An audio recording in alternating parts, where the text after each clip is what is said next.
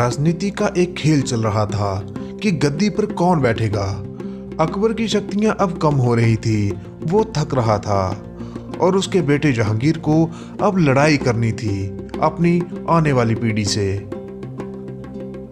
अकबर के नवरत्नों में से एक अबुल अफजल को ये बात पसंद नहीं आई। अबुल अफजल की नज़र में जहांगीर कोई राजा की तरह नहीं दिखते थे। क्या यही एक ऐसी वजह थी जिसकी वजह से अबुल अफजल ने जहांगीर को मरवाने की साजिश रची? दोस्तों, पिछली वीडियो में हमने देखा कि किस तरह से बाबर की मृत्यु के बाद अकबर ने मुगल सल्तनत को संभाला। अबुल अफजल की मृत्यु के बाद अकबर का स्वास्थ्य बिगड़ने लगा। सन 1605 ईस्वी में अकबर की मृत्यु हो गई, जिसके बाद दिल्ली सल्तनत का सिंहासन अकबर के बेटे जहांगीर को मिला। अगर आपने अभी तक इस चैनल को सब्सक्राइब नहीं करा है तो वीडियो देखने के साथ साथ इस चैनल को जरूर सब्सक्राइब करें। जहांगीर का जन्म 30 अगस्त सन 1569 ईस्वी को फतेहपुर सीकरी में हुआ। सन 1605 ईस्वी में अकबर की मृत्यु के बाद जहांगीर का राज्याभिषेक हुआ और उसने मुगल साम्राज्य के शासन व्यवस्था को संभाला। गद्दी पर बैठते ही जहांगीर को अपने बेटे खुसरो का विद्रोह झेलना पड़ा। खुसरो ने आगरा के हसन बेग और लाहौर के दीवान अब्दुल्ला रहीम की मदद से विद्रोह कर दिया। खुसरो और जहांगीर के बीच में भेरवाल नाम की जगह पर युद्ध हुआ, जिसमें खुसरो को हार का सामना करना पड़ा और उसने सिखों के 5वें गुरु अर्जुन देव के पास जाकर के शरण ले ली। जहांगीर इसी वजह से नाराज हो गया और उसने गुरु अर्जुन देव पर राजविद्रोह का आरोप लगाया और कहा कि वो गुरु ग्रंथ साहिब में से उन किस्सों को हटा दे जहां पर उन्होंने हिंदुओं और मुसलमानों की भावनाओं को चोट पहुंचाई है। उसने गुरु अर्जुन देव पर 2 लाख रुपए का जुर्माना लगाया। इस पर गुरु अर्जुन देव जी ने जवाब देकर के कहा कि मेरे पास कुछ भी पैसा नहीं है, जो भी पैसा है वो गरीबों के लिए है।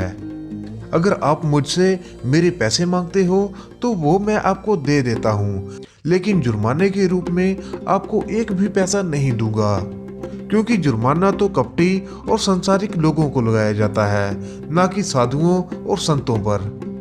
जहांगीर ने इस बात का कोई जवाब नहीं दिया और वो दरबार से उठ करके चला गया और 2 दिन तक गुरु अर्जुन देव को गिरफ्तार रखा और कालकोठरी में बंद कर दिया। राजविद्रोह का आरोप लगा करके गुरु अर्जुन देव को मृत्यु की सजा सुनाई। जहांगीर का विवाह 1585 ईस्वी में हुआ। जहांगीर की दूसरी शादी राजा उदय सिंह की बेटी से हुई, जिसका नाम शहजादा गोसाई था। गोसाई से ही उसे एक पुत्र की प्राप्ति हुई, जिसका नाम शाहजहां था। जहांगीर की तीसरी शादी सन 1611 ईस्वी में हुई, जो कि फारस में हुई, जो कि एक विधवा थी। शादी करने के बाद जहांगीर ने उसका नाम नूरे जहां रखा। सिंहासन पर बैठने के बाद जहांगीर और मेवाड़ के राजा राणा अमर सिंह के बीच में सन 1605 ईस्वी से लेकर के सन 1615 ईस्वी तक लगभग 18 युद्ध लड़ने के पश्चात संधि हुई, जिसे जहांगीर की सबसे बड़ी उपलब्धि माना जाता है। जहांगीर की सबसे बड़ी सफलता सन 1620 ईस्वी में हुई, जहां पर कई दिनों तक घेरा डालने के बाद उत्तरी पूर्वी पंजाब की पहाड़ियों में स्थित कांगड़ा में उसने दुर्ग को जीता। सन 1626 ईस्वी में महाबत खान ने विद्रोह करके जहांगीर को बंदी बना लिया। महाबत खान जहांगीर का सेनापति था। उसने एक योजना बनाई और योजना के मुताबिक जहांगीर को बंदी बना लिया, लेकिन जहांगीर की पत्नी नूरजहां की बुद्धिमानी के कारण वह असफल सिद्ध हुआ।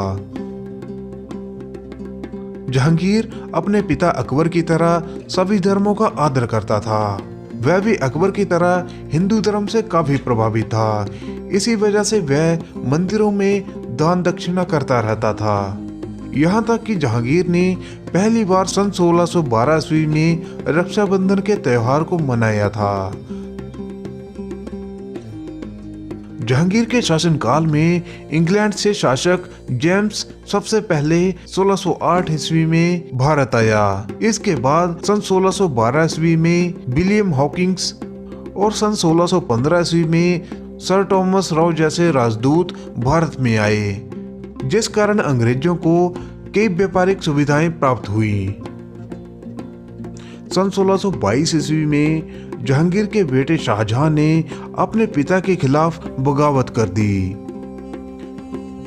जब कंधार के किले पर ईरानियों का कब्जा हो गया, तब उस किले को ईरानियों से मुक्त करवाने के लिए उसकी जिम्मेदारी शाहजहां को सौंपी। लेकिन शाहजहां को डर था कि उसकी गैर मौजूदगी में कहीं नूरजहां अपने दामाद और जहांगीर के बेटे शहरयार को सत्ता के दावेदार के रूप में आगे न बढ़ा दे। जहांगीर के बेटे शेरयार की शादी नूरजहां और शेर अफगन की बेटी से हुई थी। इसीलिए शाहजहां ने अपने पिता जहांगीर और नूरजहां के खिलाफ बगावत कर दी। लाहौर शाहजहां और नूरजहां दोनों का पसंदीदा शहर था। मुगल शासनकाल में लाहौर एक काफी अच्छा केंद्र रहा करता था। अकबर के शासनकाल के दौरान सन 1585 ईस्वी में लाहौर मुगलों की राजधानी बन गया। अकबर और उसके बाद जहांगीर ने अपने शासनकाल में लाहौर को काफी अच्छा बनाया। कहा जाता है कि जहांगीर के शासनकाल के दौरान लाहौर के बाजारों में काफी रौनक रहती थी और अक्सर विदेशी वहां आया करते थे। लाहौर किला, बादशाही मस्जिद और आलमगीरी गेट के स्मारकों में आज भी मुगल सल्तनत के अतीत को देखा जा सकता है। सन 1627 ईस्वी में जहांगीर और नूरजहां लाहौर में थे। तभी मौसम के खराब होने की वजह से जहांगीर की तबीयत खराब हो गई। अपनी तबीयत में सुधार करने के लिए जहांगीर ने कश्मीर जाने का फैसला किया, लेकिन इससे कुछ खास फायदा नहीं हुआ, बल्कि उसकी तबीयत और बिगड़ गई।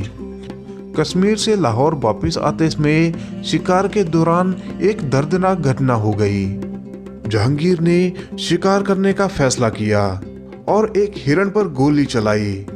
जैसे ही जहांगीर का एक आदमी हिरण को पकड़ने के लिए दौड़ा तो उसका पैर फिसल गया और चट्टान से गिरते ही उस व्यक्ति की मौत हो गई।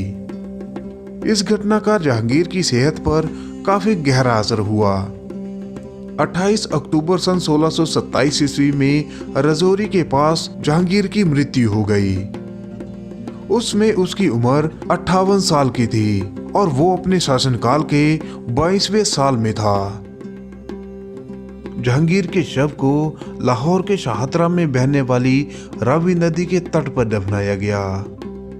जहांगीर की मृत्यु के बाद मुगल साम्राज्य की डोर शाहजहां के हाथ में आई। तो दोस्तों, इतिहास पर आपको ये वीडियो कैसी लगी, प्लीज कमेंट करके हमें जरूर बताएं। अगर आपको ये वीडियो पसंद आती है तो प्लीज़ वीडियो को लाइक करें और इतिहास के बारे में और अधिक जानने के लिए इस चैनल को जरूर सब्सक्राइब करें। तो दोस्तों, मिलते हैं हम अगली वीडियो में, तब तक के लिए जय हिंद।